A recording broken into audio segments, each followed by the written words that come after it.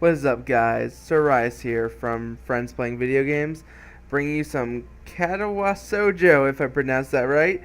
It's a visual novel, and just here we go. Let's enjoy ourselves. Let's begin.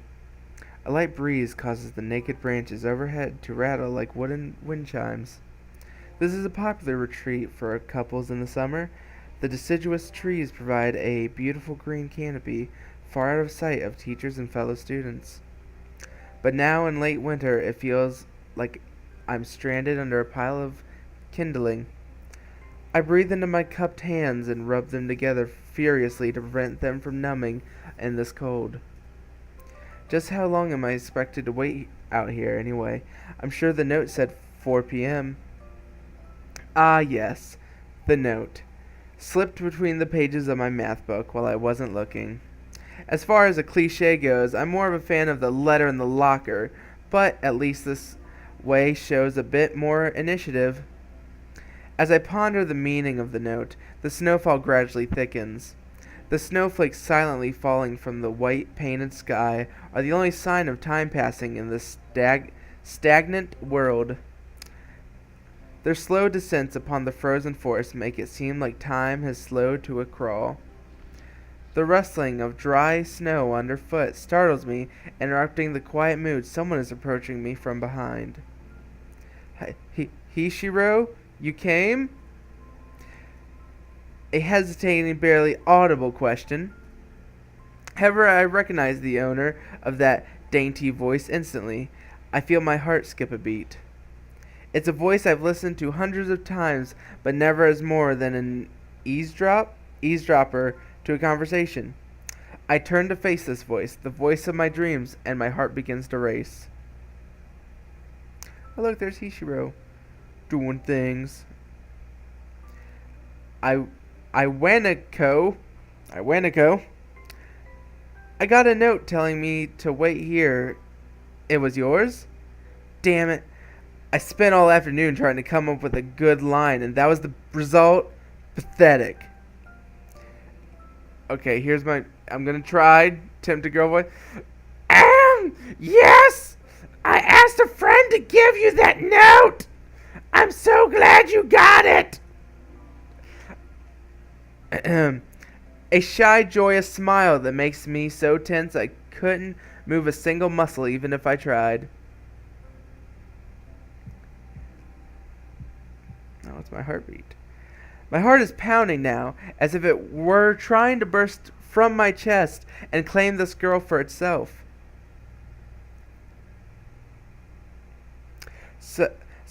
Oh wait, no, this is Hishiro. So, here we are, out in the cold. Once again, the wind stirs up in the branches. The cacophonous noise is much music to my ears. I can't pronounce words. Iwanko flinches ever so softly against the gust of wind. Well, she is in a skirt. I mean, that would be cold. As it passes, she rights herself as if supported by some new confidence. Her eyes lock with mine, and she lazily twirls her long, dark hair around her fingers. All the while, the anxious beating of my heart grows louder. My throat is tight. I doubt I could even force a word out if I tried. You see? I wanted to know if you'd go out with me. I stand there motionless, save for my pounding heart. I want to say something in reply, but my vocal cords feel like they're being stretched beyond the breaking point. Hishiro! I reach up to try to massage my throat, but this only sends spikes of blinding pain along my arms. Hishiro! Gosh, this is an awful voice I'm doing for her. My whole body freezes, save for my eyes, which shoot open in terror. I'm confused by that sentence. Hishiro! Oh, my voice, it's gone. The world around me, the canopy of bare branches, the dull winter sky, Iwanko running towards me, all these fade to black. The last things I remember before slipping away are the sounds of Iwanko screaming for help and the incessant clatter of the branches above. Sometimes it's hard to say words. Sometimes I can't English, and other times I can. Ooh, it's a heartbeat monitor. 4 Leaf Studios presents Katawa Shoujo. I know I'm pronouncing half of it. Inspiration Ryota. Writing Anonymous 222 Aurora. I can't say all those. Editing Kagima Lost Rat Silent Cook. Yeah, I'm getting better. Music Blue 123 Nicole Arfarfarn. Art by awesome people, because this game has amazing art. Look at that. Look at that needle. Art. More amazing people. Look at those bandages. Additional art. The goopy stuff on the table and the glass. FMV animation. Good job, Mike. Directing Delta. Good job, Delta, and the rest of you two. Engineering Delta. Man, Delta's doing a lot of stuff. Production CPL Crude. Aw, man. Sorry, other guy, that I couldn't say your name fast enough. You did good too. Well, Black. It's been 4 months since my heart. Oh gosh. A girl asked him how he had a heart attack. This is gonna be a great series. And that whole time, I can probably count the times I've left this hospital room unsupervised on one hand. 4 months is a pretty long time when you're left alone. Sorry. Left alone with your own thoughts, so I've had plenty of time to come to terms with my situation. Can't pronounce it. A strange word, a foreign word, alien one. One that... Is that... Affirmary?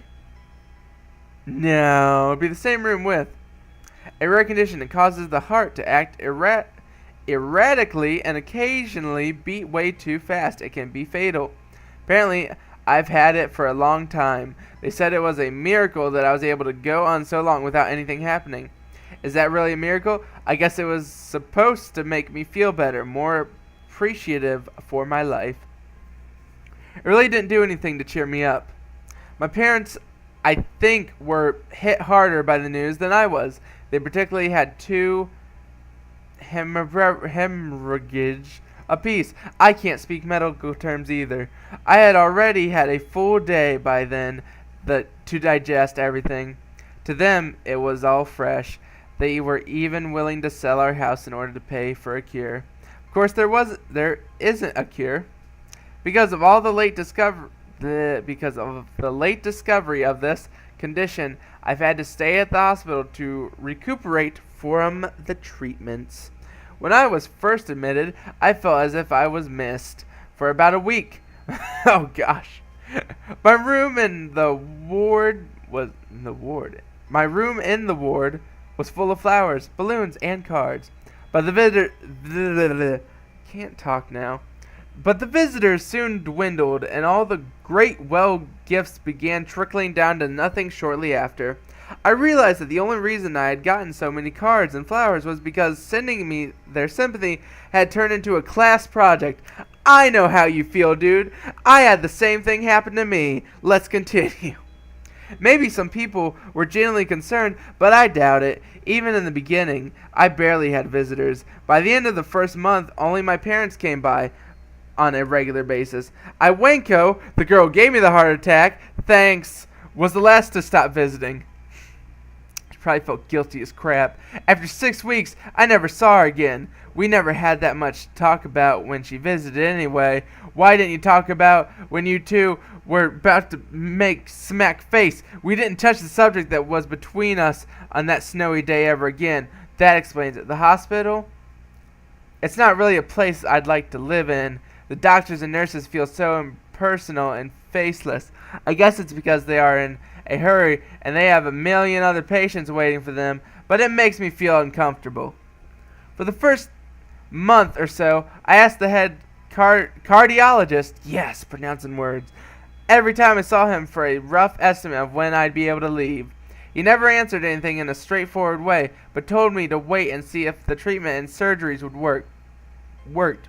So I idly observed the scar that those surgeries had left on my chest slowly change into appearance over time, thinking of it as some kind of an omen. I still asked the head cardiologist about leaving, but my expectations are low enough now that I'm not disappointed anymore when I don't get a reply. The way he shuffles around the answer shows that there is at least some hope. At some point, I stopped watching TV. I don't know why, just did. Maybe it was the wrong kind of my situation. I started reading instead. There was There was a small library at the hospital, although it was more like a storeroom for books. I began working my way through it, one small stack at a time. After consuming them, I would go back for more. I found that I liked reading, and I think I even became a bit addicted. I started feeling naked without a book in my hands. But I loved the stories. That was what my life was like. The days became increasingly harder to distinguish from each other, differing only by the book I was reading and the weather outside. It felt like time blurred into some kind of gooey mass. I was trapped inside instead of moving within. A week could go by without me really noticing it. Sometimes I'd pause in realization that I didn't know what day of the week it was. But other times, all the things that surrounded me would painfully crash into my okay, we're skipping that word. Through the barrier of I cannot pronounce words to set for myself. The pages of the book would start to feel sharp and burning hot, and the heaviness in my chest would become so hard to bear that I had to put the book aside and just lay down for a while, looking at the ceiling as if it was going to cry. But that happened only rarely, and I couldn't even cry. Today the doctor comes in and gives me a smile. He seems excited, but not very. It's like he's trying to make an effort to be happy on my behalf.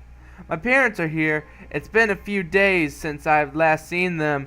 Both of them are even sort of dressed up. That's not good, dude. They're getting ready for the funeral. Is this supposed to be some kind of special occasion? It's not a party. Because I'm not there. There is this ritual the head cardiologist has. He takes his time sorting his papers and then setting them aside, as if to make a point of the pointlessness of what he just did. Then he casually sits down on the edge of the bed next to mine, looks me in the eyes for a moment. Doctor: "Hello, Hishiro. How are you today?" I don't answer him, but I smile a little back at him. "I believe that you can go home. Your heart is strong now." I didn't mean to pause that. "And with some precautions..." Thanks, brain.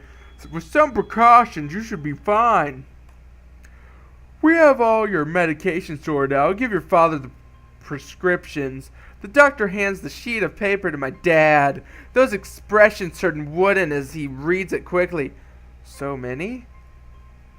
I take it from his hands and take a look myself, feeling numb. How am I supposed to react to this? The absurd long list of medications staring back at me from the paper. 500 milligrams. That paper seems to insurmountable. Yeah, they all blend together as a sea of letters. This is insane. Side effects, adverse effects, contradictionaries, and dosages are listed in line after line with cold precision. I try to read them, but it's too futile. I can't understand any of it, tending to only make me feel sicker. All this for the rest of my life? Every day? I'm afraid that this is the best we can do at this point. However, the new medications are always being developed, so I wouldn't be surprised to see that a list fade over the years. Years? What kind of confidence booster is that? I'd have felt better if he hadn't said anything at all. Also, I've spoken with your parents, and we believe that it would be the best if you don't return to your old school. What? Please, calm down, Hishiro. Listen to what the doctor has to say. Calm down? The way he says it tells me he knew full well that I wouldn't like it. Am I going to be homeschooled? Whatever of my concern shows, it's ignored. We all understand that your education is paramount. However, I don't think that it's wise for you to be without supervision. At least not until we're sure that your medication is suitable. So I've spoken to your parents about a transfer. It's a school called Yamaku Academy that specializes in dealing with disabled students. Welcome to... Okay, this is where this one has to end. I'm going to save it. Save. Create new save. Thanks for watching, guys. Like, comment, subscribe. Stay tuned for the next episodes. Thanks for watching.